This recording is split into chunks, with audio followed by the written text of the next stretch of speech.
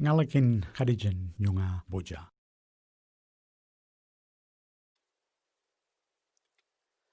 So this is a video about getting started with SQLite on Windows. I'm not all that familiar with Windows, so this may be not the most efficient way to do it, but it should work and you only have to do it once. First thing to do is to go to the sqlite.org homepage and click on the download button. That will show me all of the downloads that are available.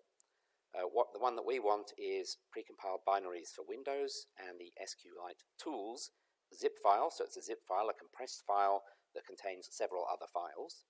In this case, it contains 3 files, the SQLite3.exe file, which is the one we want, and a couple of other exe files which we won't be using yet, or even at all. If you click on it, it will be downloaded, and it will be put in the downloads directory of the current user of the machine. Okay, I'm going to now click on this button here and show in folder. So that's going to show me where that zip file is. Now I will double click on the zip file. It will look as though it's unzipped, but it's sort of doing it on the fly. It's still on the disk, it's still a zip file that's all compressed, but I can navigate that as though it's a regular folder system. So here it looks like a folder. Double click again, and here are the 3 programs. Now all I'm going to do to start with is take this SQLite3.exe. I'm just going to drag it to the desktop. Okay, so now it's on the desktop and I can subsequently do what I need to do with it. Okay. Next step is to open PowerShell and start to set up the directories as we want to organize them. So PowerShell and the Windows thing, Windows symbol, then down to the PowerShell, and then I'm just going to use this PowerShell. It gives me an environment that's very similar to the Unix shell or the Unix command line that's available on the Macs or Linux machines. Okay, first thing I'm going to do is make a directory to contain all of my database material. At the moment, the current directory that I'm in, pwd, print working directory, is users/presentation.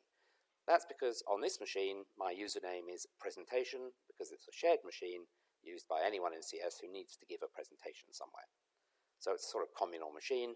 Normally you would have your own name there for the name. Now I'm going to make a directory called db. That's where I'm going to store my database stuff.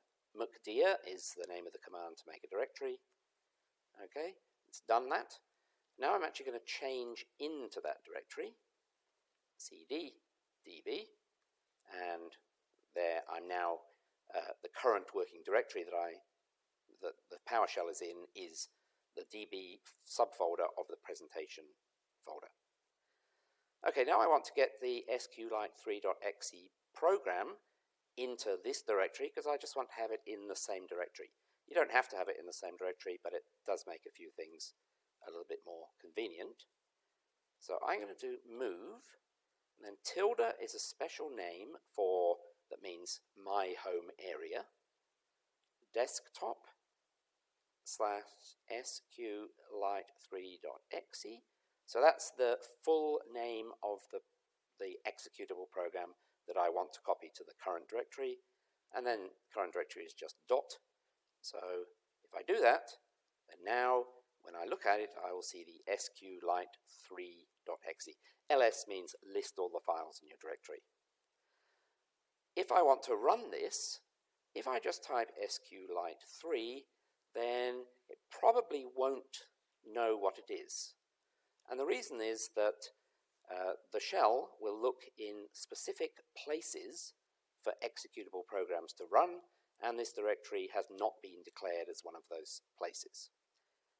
Now, you can either mess around with your path variable and tell your machine that you want to look in this directory for executable files, or you can just give, or when you actually invoke SQLite3, you can actually tell it, I want this copy of SQLite3 to run, and the way you do that is dot current directory / SQLite3.